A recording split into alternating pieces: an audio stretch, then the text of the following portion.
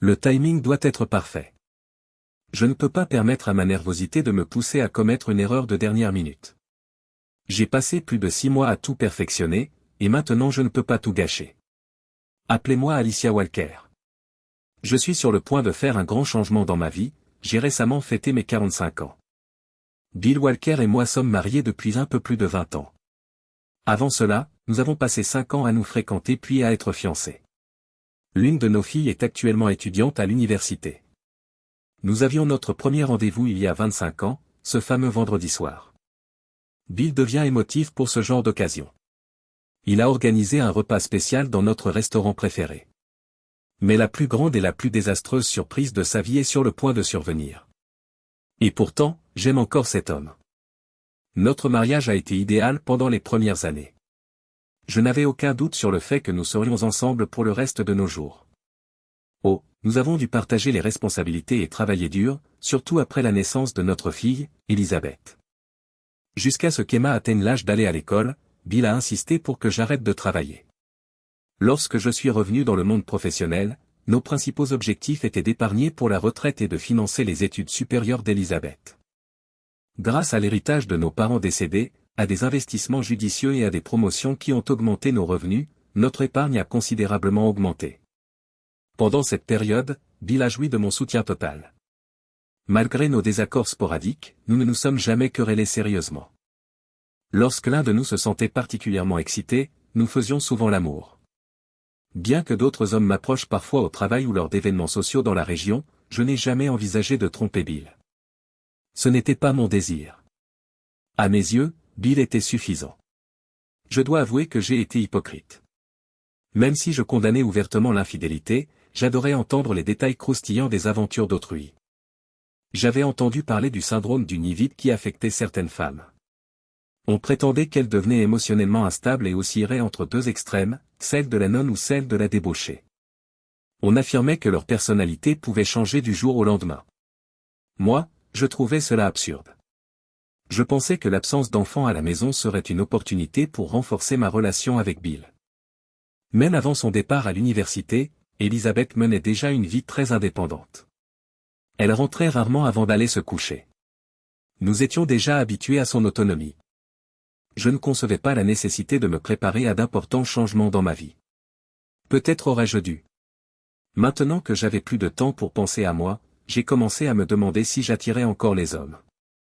Finalement, j'ai décidé de faire ce que je n'avais pas fait depuis trop longtemps. Je me suis examiné dans un grand miroir, complètement nu. Des rides étaient apparues là où la peau était autrefois lisse. Ce qui était ferme s'est affaissé. Ce qui était plat ressemble maintenant à une bosse disgracieuse. Là où une taille fine se devinait, il faut maintenant parler de courbes généreuses. J'ai commencé à prêter une attention accrue aux regards subtils et aux compliments des hommes. Soit les hommes, à l'exception de mon conjoint, s'intéressaient moins à moi, soit je ne les avais tout simplement pas remarqués auparavant. J'ai augmenté mon rythme d'exercice, soigné davantage mon maquillage et choisi des vêtements qui mettaient en valeur ma poitrine, l'un de mes traits les plus marquants. Les hommes ont commencé à m'admirer. Mon estime de soi a grandi. Pourtant, je ressentais encore le besoin de quelque chose de plus, de quelque chose d'unique, d'excitant, de dangereux et d'aventureux. J'ai commencé à consulter du contenu pornographique en ligne et à lire des histoires d'infidélité. Progressivement, je n'ai plus vu mon mari comme un amant potentiel et j'ai commencé à trouver un plaisir plus solitaire. Lorsque j'ai observé la situation à la maison, j'ai remarqué que la manière dont mon mari me traitait n'avait pas changé après le départ d'Elisabeth. Et là était le problème. Comme d'habitude, tout restait pareil. Oui, il me complimentait. Il n'oubliait jamais un anniversaire. Nous continuions à avoir des rapports sexuels réguliers. Mais c'était toujours la même chose, les mêmes compliments, le même genre de moment. C'était agréable, mais je ne ressentais aucunement la nouveauté, comme si chaque fois se résumait à une rediffusion plutôt qu'un nouvel épisode. J'avais envie d'une transformation, d'une bouffée de fraîcheur. Je pensais que je donnais à Bill la chance d'apporter ce changement dans ma vie. J'ai essayé d'éveiller son intérêt en lui suggérant diverses positions et approches sexuelles. Le pauvre homme faisait beaucoup d'efforts, mais je ne trouvais pas ça excitant. Tout allait bien, ses gestes étaient différents, mais c'était toujours Bill, avec le même physique, il ne devenait ni plus grand, ni plus habile. Tous mes orgasmes étaient factices. Je doute qu'il ait jamais soupçonné quoi que ce soit. J'ai d'abord envisagé de trouver quelqu'un qui pourrait me procurer l'excitation dont j'avais désespérément besoin, peut-être même devenir mon amant. Lorsque je cherchais un nouveau partenaire, la confidentialité était ma priorité absolue. S'ils étaient découverts, mon mari et mon enfant seraient dévastés, et cela me ruinerait. Cela excluait les voyages d'affaires d'une nuit ou les fausses soirées au bureau. Je ne voulais pas risquer de séjourner à l'hôtel ou d'organiser des soirées chez lui ou chez moi. Je commençais à penser que cela devrait se passer au bureau, pendant les heures de travail. Mais même cela nécessitait une planification minutieuse. J'ai exclu presque tous les hommes du bureau en réfléchissant à mes options. Il y avait bien quelques célibataires séduisants, mais j'avais entendu leur vanterie sur les femmes mariées qu'ils avaient séduites. Je ne pouvais pas me permettre d'être leur prochaine conquête. À la maison, chaque jour devenait de plus en plus intolérable. Nous étions coincés dans une routine, et j'étais sur le point de devenir folle. Il fallait que quelque chose change. L'ennui n'était que temporairement apaisé par de nouveaux jouets sexuels. Et puis, c'est arrivé, ou plutôt, il est arrivé. Il s'appelait Darnell, mais on l'abrégeait souvent en Darn. Certains hommes souriaient et feignaient de mal prononcer son nom en disant « Dame » avant de s'excuser. Il avait commencé à travailler au bureau environ 6 mois plus tôt, à un poste intermédiaire. Toutes les femmes avaient remarqué son charme et son charisme. Certaines essayaient de flirter avec lui, ne serait-ce que par un regard, et cela m'inquiétait. Il flirtait de temps en temps, mais il semblait ne jamais vouloir aller au-delà de relations cordiales et professionnelles. J'ai remarqué qu'il souriait, son regard s'attardant sur moi quelques fractions de secondes de plus. J'ai senti un frémissement dans mon cœur et une chaleur naître en moi. Il s'arrêtait à mon bureau tous les 2 ou 3 jours pour discuter et poser des questions informelles sur ma fille ou mon mari. Il prenait garde de ne pas susciter de soupçons au-delà de mes fantasmes de plus en plus pressants. Son invitation à déjeuner a marqué le début d'un changement dans notre relation. J'ai accepté, sachant que cela pourrait être le premier pas vers ce que je croyais vouloir. J'espère que cela ne signifie pas que les commères du bureau vont commencer à nous appeler un couple, a-t-il dit immédiatement. Je prends le risque, ai-je répondu en riant. Je ne serais pas contre un peu d'excitation dans ma vie en ce moment. J'ai laissé échapper cette phrase, bien que je n'ai pas eu l'intention de révéler que quelque chose manquait dans ma vie.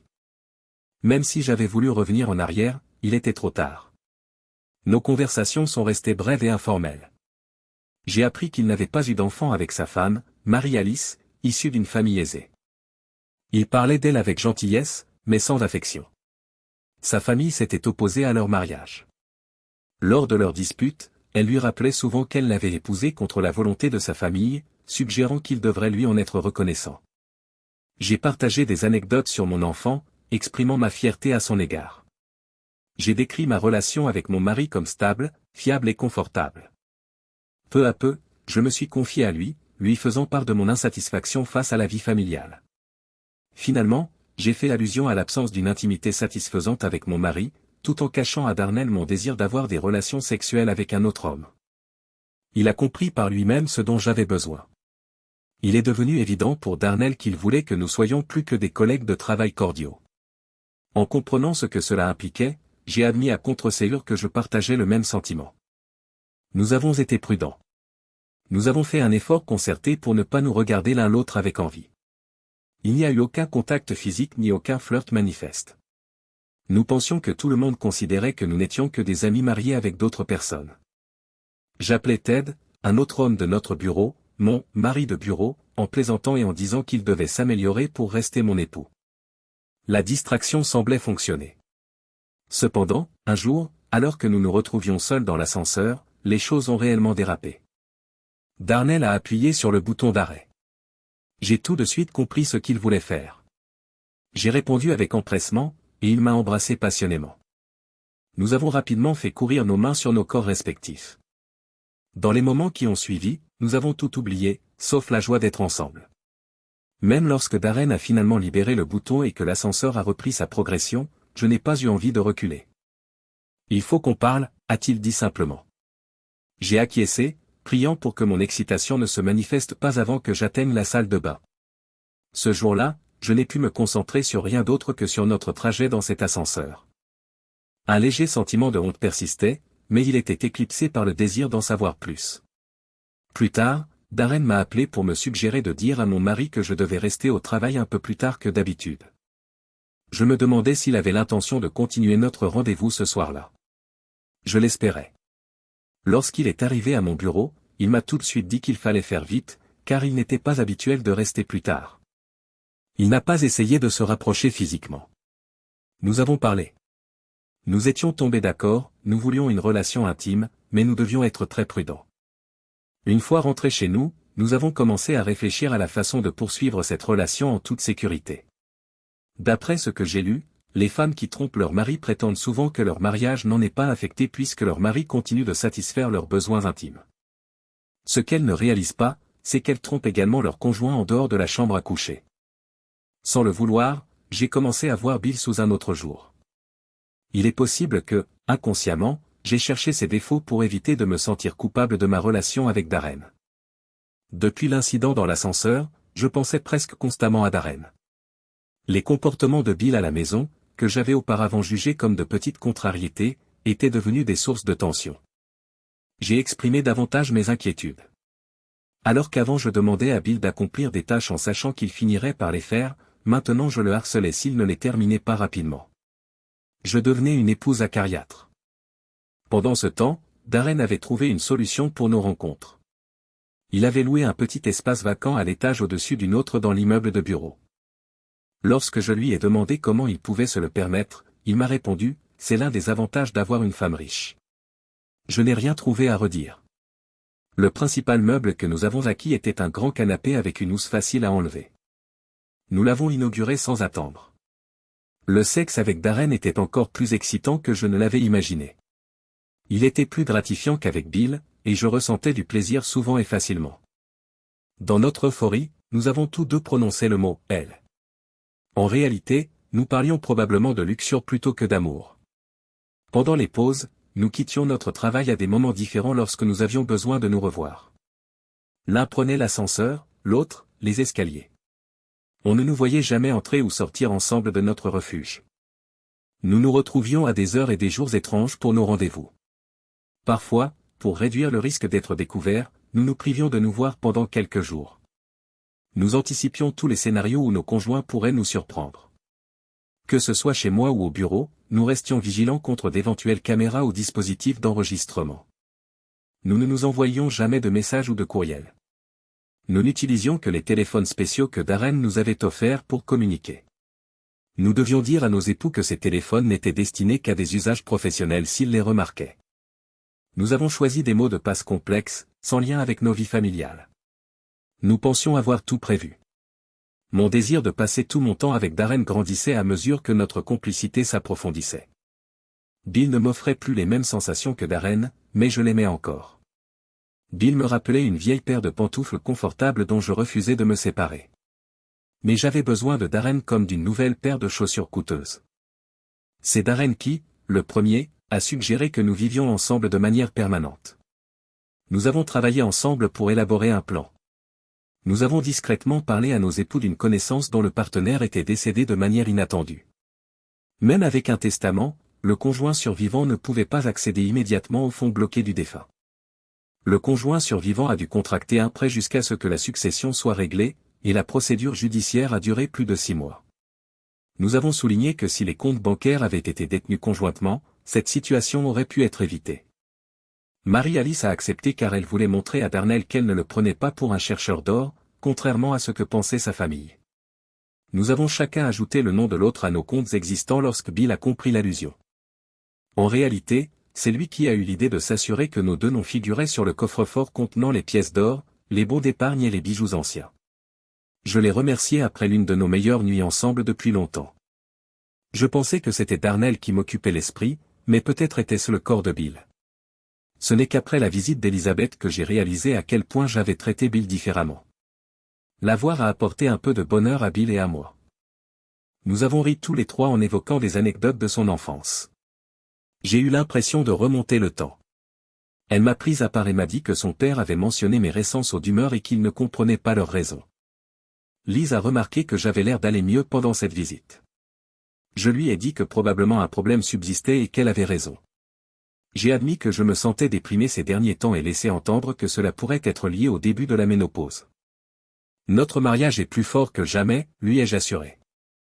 Je ne pouvais pas encore me résoudre à dire la vérité à ma fille, même si cela me coûtait de lui mentir.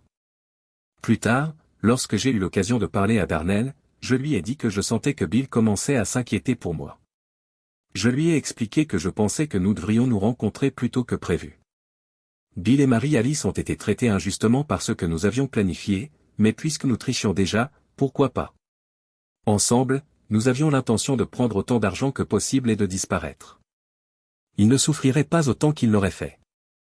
Le travail de Bill lui procurait un revenu substantiel, et la famille de Marie-Alice était également une source de soutien financier.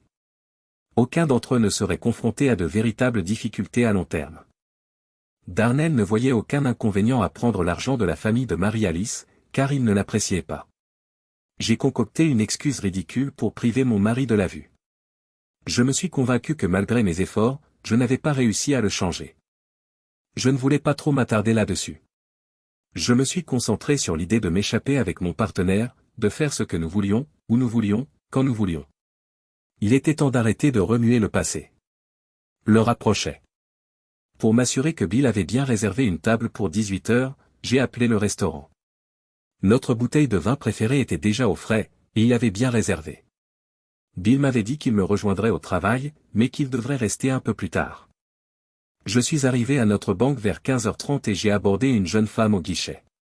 Je l'ai informé que je voulais retirer tout l'argent de nos comptes communs et lui ai tendu ma carte d'identité.